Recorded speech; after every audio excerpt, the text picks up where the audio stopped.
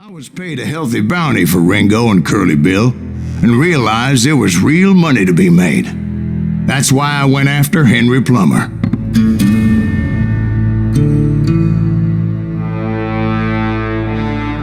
Wasn't he the sheriff who augmented his income by shaking down miners and robbing gold shipments? That's the one.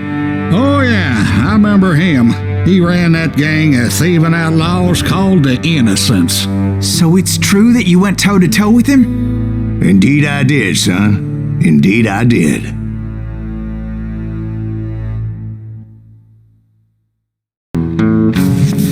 I knew I needed resources if I was going to track down Roscoe Bob Bryant, and hunting Plummer looked like a good way to get rich quick. As the local vigilantes exposed him as the leader of the bandits, and put a generous price on his head. Plummer rallied his gang to plunder one last gold mine before making their escape, and that's where I thought I'd find him. It makes me nervous standing so close to all these goddamn barrels of gunpowder. Why would you be nervous? No one has the cojones to come after us. As long as you don't cigar, we're fine. Besides, George is up there on the rocks with that rifle of his. Nothing gets past him.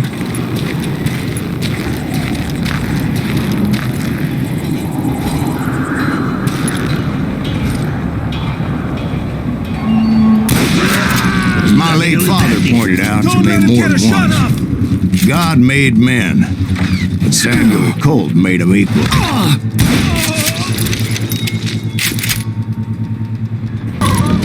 I knew that dynamite wasn't mine, so I decided the polite thing would be to return it. It was the biggest gold rush since Sutter's Mill in '48. Unfortunately, prospectors weren't the only ones drawn to those riches. There were thieves and killers, robbing travelers and hijacking gold shipments. Like those that ran with Plummer. Some were just regular folks I knew from town, drawn by greed and easy pickings. Charlie Crow from Blacksmith. James, who worked in the stable. Sam and Jeremiah Barber, the butcher's sons. Of course, the rest were veterans of the Civil War. Stone-cold killers trained on the bloody fields of Shiloh and Antietam. Plummer had a lot of men on his payroll. A hell of a lot. That son of a bitch pretended to protect the public with one hand while stealing them blind with the other. He set up a defensive perimeter which I had no idea how to breach. Dangerous, desperate individuals. I was outnumbered and in way over my head, but I was too damn stubborn and stupid to realize it. They must have thought I was touched, or had some kind of death wish, seeing as there were barrels of gunpowder everywhere. I thought I was some kind of hero. I finally made it past and headed on to meet my destiny. But first, I had something I needed to figure out. I had a few ideas on how to get into that mine, but once I made my decision, I knew there was no turning back. So my first thought was to enter the nearest mine portal. I saw an entrance. Made sense. It was the quickest way in, but that also made it more dangerous, as there would undoubtedly be enemy pickets posted along the way.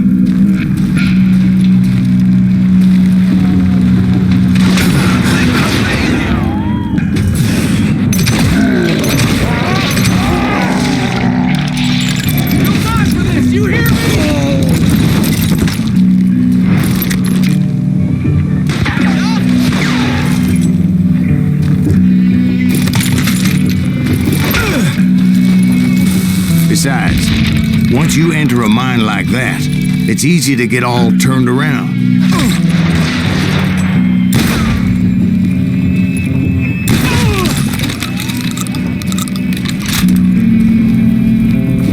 And that that confusing maze of corridors wouldn't even be the worst of it.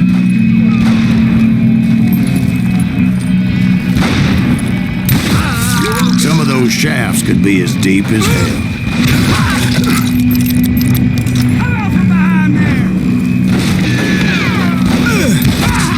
A single stumble or misstep can easily end in a deadly plunge to oblivion.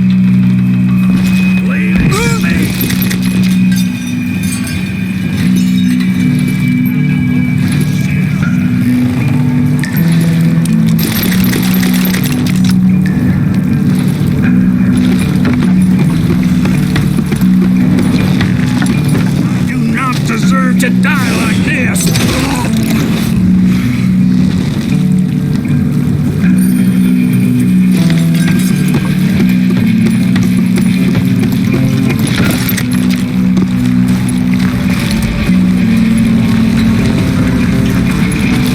Quick reflexes often make up for a lack of common sense. Luckily, I was never one to be easily bushwhacked.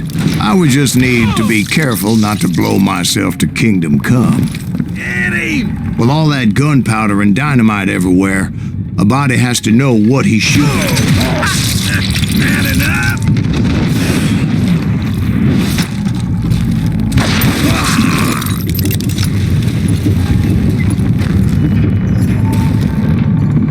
One wrong bullet could have turned that mine into a dad-blasted tomb.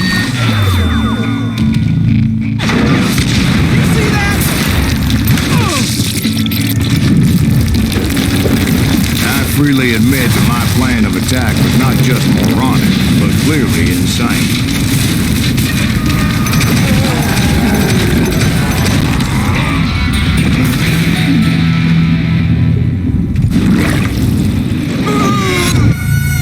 It's a good thing that I abandoned that ridiculous plan before I even tried it. Instead, I spotted a ladder, a way into the mine from the opposite side.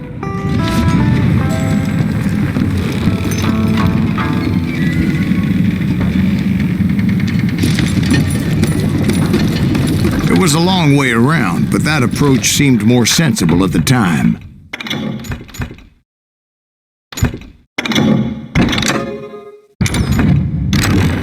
Of course, being I had a problem with heights, that scaffolding scared the bejesus out of me. Climbing down that ladder required some caution, because even though I had a younger man's reflexes, no man can dodge a damn bullet while climbing down a rickety ladder. I needed to make a leap of faith. I was determined not to give up, however.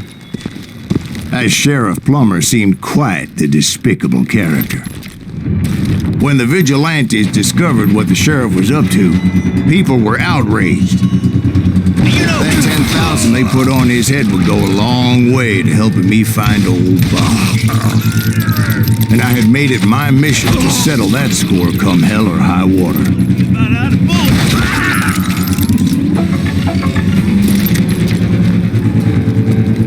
But first, I would have to make a choice. Take the elevator or climb the ladder.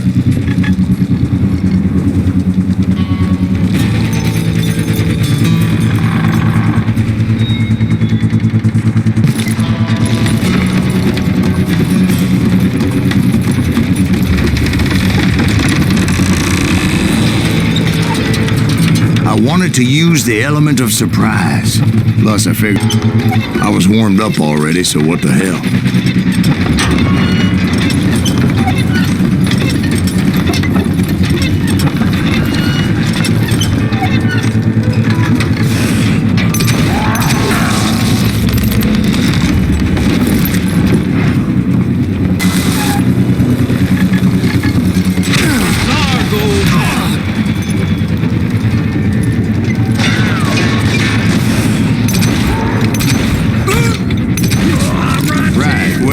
He was the sheriff of both places at one time or another, but that's neither here nor there. The point was, taking him down would save a lot of lives, including my own.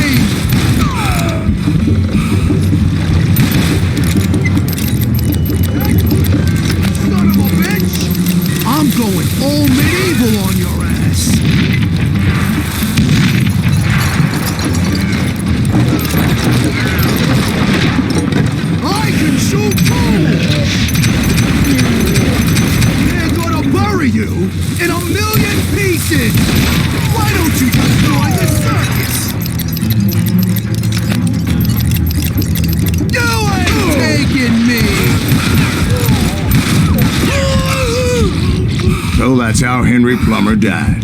Him and his crew were worth their weight in gold. And now, I was officially a bounty hunter.